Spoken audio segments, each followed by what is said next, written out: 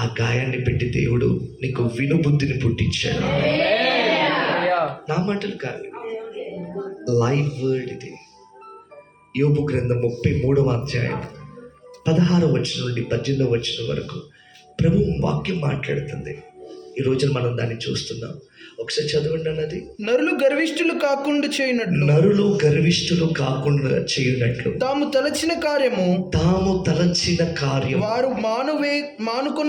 వారు మానుకొనున్నట్లు గోతికి పోకుండా వారిని కాపాడునట్లు కత్తి వలన వారు నశించకుండా వారి ప్రాణము తప్పించడానికి ఆయన వారికి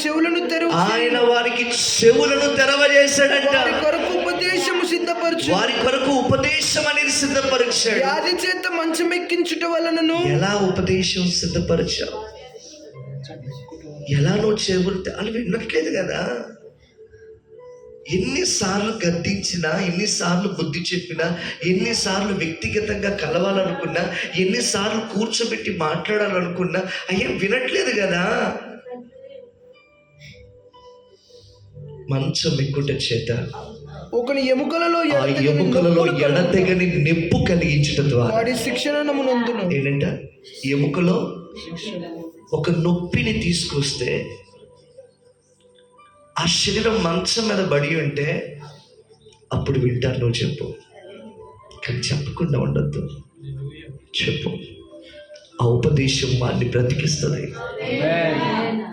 ఈరోజున మనందరినీ కూడా దేవుడు ప్రేమించాడు. ఒకప్పుడు ఆ మరణ ఛాయల నుండి, నిర్జీవ స్థితి నుండి, ప్రాణాపాయ స్థితి నుండి దేవుడు మనల్ని కాపాడాడు. ఈరోజు నీ కుమారుడు పేరు కూడా అదే జాలి కనికరాన్ని ప్రభు కలిగి ఉన్నాడు. ఎందుకంటే చూడండి, అక్కడ కత్తి వలన నశించకుండా, గోతికి వారు సమీపించకుండా, వారి ప్రాణములు కాపాడబడినట్లు, రక్షించబడినట్లు ఆయన ప్రేమ వెల్లడవుతుంది. చూడండి. ఆమేన్. అందుకే ఆయన అంటాడు, నా చిత్తం ఎరిగి నీవు చేయకపోతే దెబ్బలు తగులుతాయి బిడ్డలారా. కాబట్టి నా ప్రేమ యందు నిలిచి ఉండండి.